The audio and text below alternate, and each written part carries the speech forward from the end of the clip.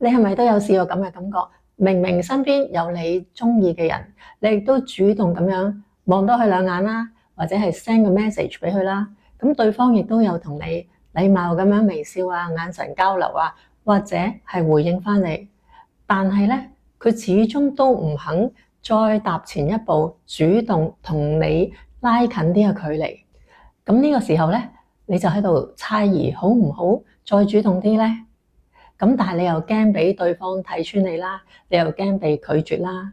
主動啲你又怕嚇走人，唔主動你又怕冇咗個人。但係你等嚟等去又等唔到佢再跨出一步，呢一種曖昧卡住咗喺度，令到你唔上唔落唔左唔右，最後你可能睇住佢同咗另外一個人一齊。如果你都想體驗下被佢追求，被佢好細心呵護你嘅感覺，咁今日呢條片會教你6個高段位而令你唔尷尬嘅方法，默默轉換你嘅能量同埋吸引力，令到對方留意你同埋主動追你。尤其係最後一個方法，佢可以決定咗你前面嗰5個方法嘅努力係有效啊定係白費，所以要睇到最後啦。Hello， 大家好，歡迎嚟到宇宙愛神呢個 channel。第一次嚟嘅朋友，我係 Anita， 我係一位吸引力法則導師。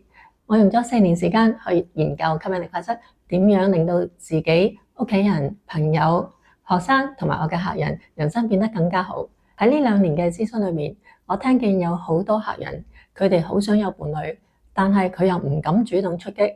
所以今日我帶咗6個方法話俾你哋聽，點樣可以令到自己唔使去追人，而對方可以主動追求你。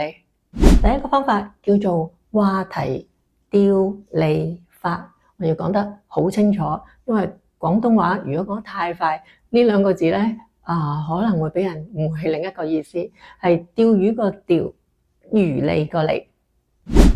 男仔中意同一啲傾得埋嘅女仔一齊傾偈，因為佢覺得咁樣係嗰個女仔容易明白佢啦。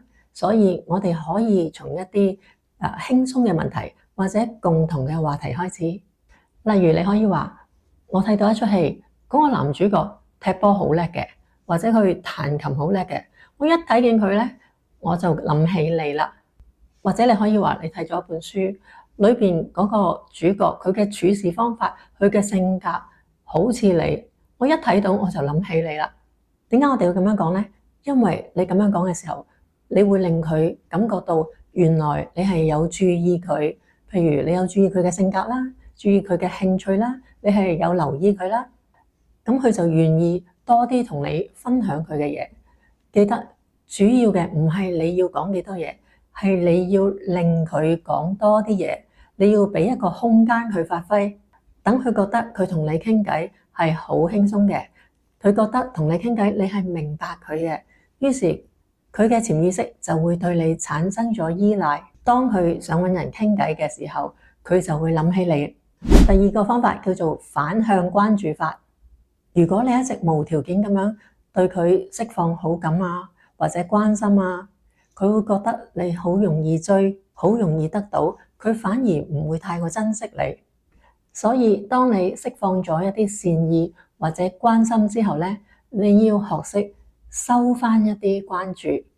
譬如平時佢揾你，你秒回，但係你要學識而家我停一停，或者等幾個鐘頭先回佢，或者你對佢嘅動態唔再係每一次都點讚。呢一種若即若離嘅狀態會激發起男生嘅狩獵本能，令到佢想主動再揾你多啲，睇下你發生咩事，點解而家唔同咗以前。第3種方法叫做製造專屬記憶。人會對於只有你先有嘅呢種感覺產生一種特別嘅情緒。你同佢嘅互動之中，你可以製造一啲只有你同佢先明白嘅默契。舉一個例子，我有2個朋友，佢哋咧如果參加聚會，佢哋覺得悶，想走先咧，佢哋會做一個動作嘅，就係咁樣。咁對方睇到咁樣咧，就明白要走啦，咁佢哋就會諗一個藉口出嚟，首先離開。咁呢個咧就係叫做佢哋2個人之間嘅專屬默契。呢一種專屬默契，令你哋兩個人之間有一個特殊嘅連結，令到你哋個距離更加拉近，保持一種專屬嘅感覺。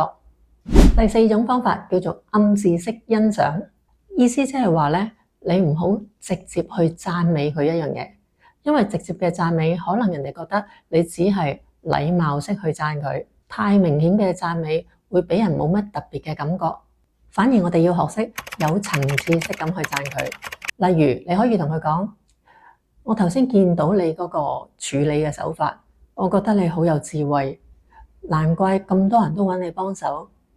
呢一種讚美結合咗觀察同埋肯定，咁樣會令佢覺得你係明白佢，佢亦都會想喺你面前再表現更加好啲。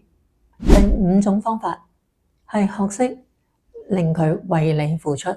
男仔會因為對一個人投入幾多而更容易鍾意對方。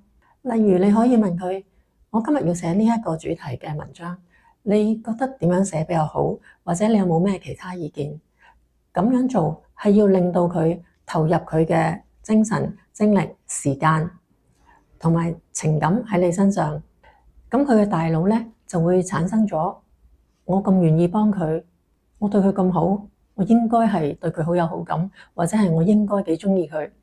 佢呢一種係佢自我合理化嘅效應，咁佢慢慢就真係相信咗佢自己都幾喜歡你，或者鍾意同你一齊。第六個方法就係能量吸引法，亦都係最關鍵嘅一招。呢一招係顛覆所有技巧嘅根本。呢一招係要睇你嘅能量狀態。如果你嘅內在係好匱乏，一直係好想佢嚟追你，或者你怕佢唔回覆你，呢一種焦慮嘅能量咧，係會令到佢嘅潛意識感應到嘅，咁佢反而會遠離你。相反，如果你用另一種我值得被愛、我值得被追求嘅狀態去生活同埋同佢互動，你嘅氣場就會同匱乏完全相反，你就會吸引到佢更加想追求你，或者更加想親近你。呢一種唔係玄學，係心理學裏面嘅投射效應再加吸引力法則。當你相信你值得，你就自然會吸引到願意珍惜你嘅人出現。所以我哋千萬要記得，愛嘅吸引力唔係主要在於技巧，而係你嘅狀態同埋你同佢嘅共振。呢六個方法唔係去討好，而係用高品質嘅方式令佢發現你係有幾吸引人。如果你都想宇宙將你心儀嘅對象推向俾你，請你喺留言區寫低：我值得深深被愛，我亦都值得被主動追求。喜歡呢條片嘅朋友請俾個讚，未訂閱嘅朋友請用2秒鐘時間訂閱，打開小鈴鐺，我哋有新片會通知你。下次見，拜。